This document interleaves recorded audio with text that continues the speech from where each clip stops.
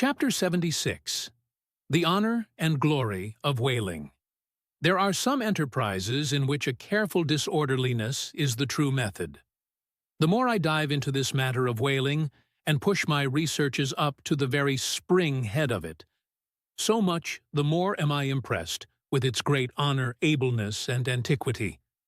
And especially when I find so many great demigods and heroes, prophets of all sorts, who one way or other have shed distinction upon it, I am transported with the reflection that I myself belong, though but subordinately, to so emblazoned a fraternity. The gallant Perseus, a son of Jupiter, was the first whaleman, and to the eternal honor of our calling be it said, that the first whale attacked by our brotherhood was not killed with any sordid intent. Osi were the nightly days of our profession, when we only bore arms to succor the distressed, and not to fill men's lamp feeders. Everyone knows the fine story of Perseus and Andromeda, how the lovely Andromeda, the daughter of a king, was tied to a rock on the seacoast, and as Leviathan was in the very act of carrying her off, Perseus, the prince of whale men, intrepidly advancing, harpooned the monster and delivered and married the maid. It was an admirable artistic exploit, rarely achieved by the best harpooneers of the present day, inasmuch as this Leviathan was slain at the very first dart. And let no man doubt this archite story, for in the ancient Joppa, now Jaffa, on the Syrian coast, in one of the pagan temples, there stood for many ages the vast skeleton of a whale, which the city's legends and all the inhabitants asserted to be the identical bones of the monster that Perseus slew. When the Romans took Joppa, the same skeleton was carried to Italy in triumph. What seems most singular and suggestively important in this story is this. It was from Joppa that Jonah set sail. Akin to the adventure of Perseus and Andromeda, indeed, by some supposed to be indirectly derived from it, is that famous story of St. George and the dragon, which dragon I maintain to have been a whale, for in many old chronicles whales and dragons are strangely jumbled together, and often stand for each other. Thou art as a lion of the waters, and as a dragon of the sea, saith Ezekiel, hereby plainly meaning a whale. In truth, some versions of the Bible use that word itself. Besides, it would much subtract from the glory of the exploit had St. George but encountered a crawling reptile of the land, instead of doing battle with the great monster of the deep. Any man may kill a snake, but only a Perseus, a saint. George, a coffin, have the heart in them to march boldly up to a whale. Let not the modern paintings of this scene mislead us, for though the creature encountered by that valiant whaleman of old is vaguely represented of a griffin-like shape, and though the battle is depied on land and the saint on horseback, yet considering the great ignorance of those times, when the true form of the whale was unknown to artists, and considering that as in Perseus's case, St. George's whale might have crawled up out of the sea on the beach, and considering that the animal ridden by St. George might have been only a large seal or seahorse.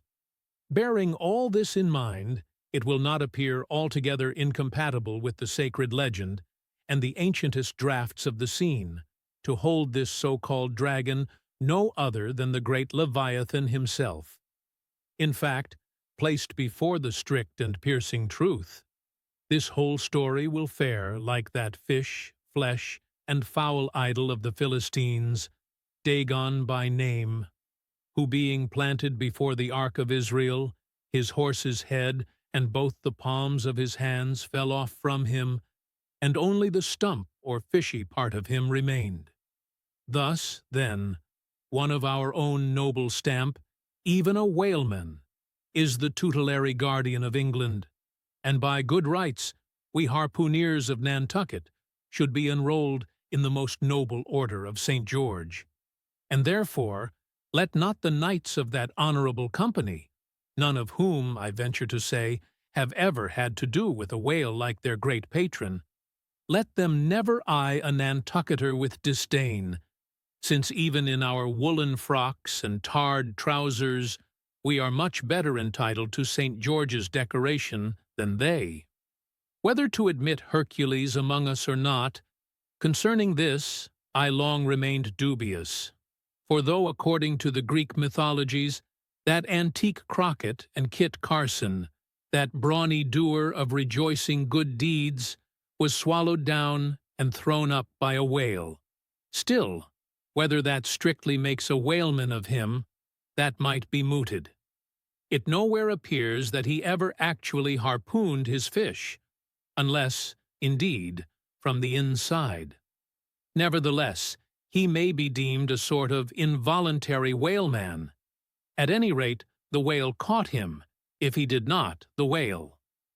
I claim him for one of our clan, but, by the best contradictory authorities, this Grecian story of Hercules and the whale is considered to be derived from the still more ancient Hebrew story of Jonah and the whale, and vice versa. Certainly, they are very similar. If I claim the demigod, then, why not the prophet? Nor do heroes, saints, demigods, and prophets alone comprise the whole roll of our order. Our Grand Master is still to be named, for like royal kings of old times, we find the headwaters of our fraternity in nothing short of the great gods themselves. That wondrous Oriental story is now to be rehearsed from the Shastra, which gives us the dread Vishnu, one of the three persons in the Godhead of the Hindus, gives us this divine Vishnu himself for our Lord. Vishnu, who, by the first of his 10 earthly incarnations, has forever set apart and sanctified the whale. When Brahma, or the god of gods, saith the Shastra, resolved to recreate the world after one of its periodical dissolutions, he gave birth to Vishnu to preside over the work. But the Vedas, or mystical books, whose perusal would seem to have been indispensable to Vishnu before beginning the creation, and which therefore must have contained something in the shape of practical hints to young architects, these Vedas were lying at the bottom of the waters. So Vishnu became incarnate in a whale, and sounding down in him to the uttermost depths, rescued the sacred volumes. Was not this Vishnu a whaleman then? Even as a man who rides a horse is called a horseman? Perseus, Street George, Hercules, Jonah, and Vishnu. There's a member roll for you. What club but the whaleman's can head off like that?